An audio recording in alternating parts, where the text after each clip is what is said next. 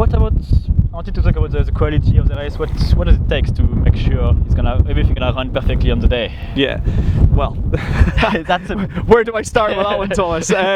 Well, quite simply, an obstacle course race, as any race director out there will also agree with me, you know, it just doesn't come together like that. So I'll go through a few of the bits and pieces. Some of the obstacles that you see here, they have to be constructed and built in a way that are safe for runners to go over. Okay, we want to give them a great experience. We want to give them a safe experience as well.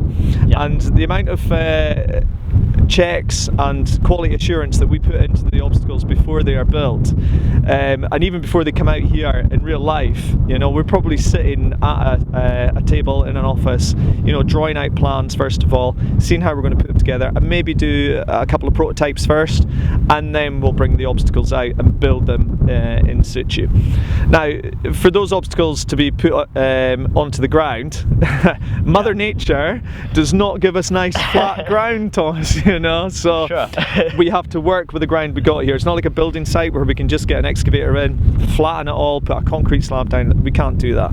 A lot of effort goes into this and actually doing it. The other things, we're telling people that, you know, it's not going to be less than 16 kilometers. We have to check that, you know. Yeah. We have to check it first on the map recce, then we have to go out on the ground recce.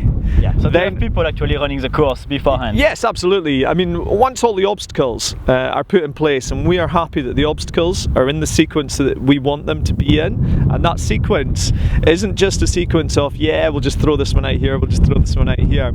We want to go from obstacles that are testing upper body, core, leg strength, okay, as well, and we don't want to concentrate too many obstacles on one particular muscle set or group of muscles or anything like that. Okay. So we change it around quite a bit, and there's a lot of thought and process goes into that as well. There's also been a lot of concern as well, this being the championship race, that people are getting lost. Yeah, getting lost as well. You know, you do not want to get lost on a championship race. So what are the measures that we put in place for there?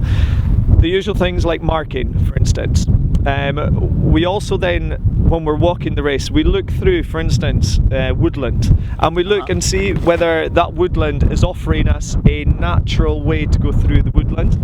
We then look how we can use the terrain as well.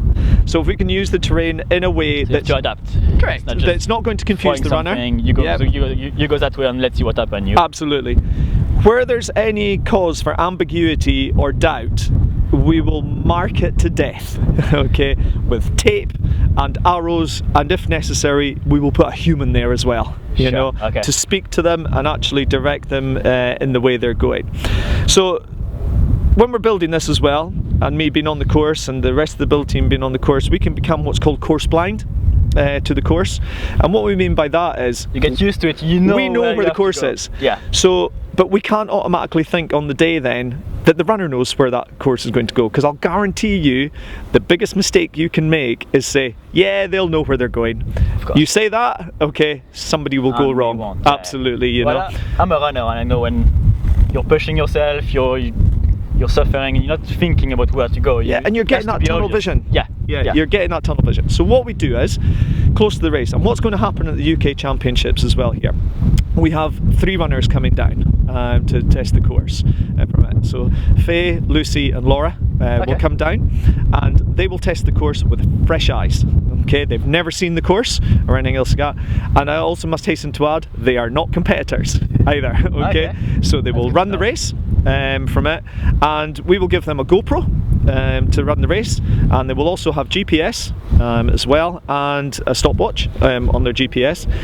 When they come across points on the course, it's obviously quite difficult for them to explain to us where we are, like the corner of a wood at this point or something like that. So what we do is we get them to note down where that point was that needs looking at. From there we check it back on the GoPro, and we'll go and change it if necessary from there, which usually we do need to change if that's the case. If our runner has come out and give cause for concern that they may have gone the wrong way, we will change it. Once we've done all those changes over those 2 days, that leaves it then down to me on the Friday.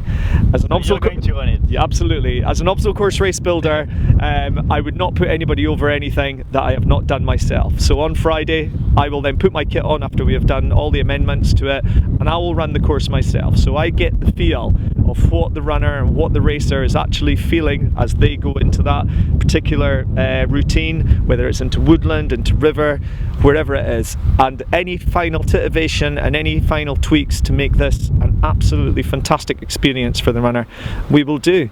And once we get that, we get a fantastic race, Thomas. Yeah, you know, and that's what we're looking forward to.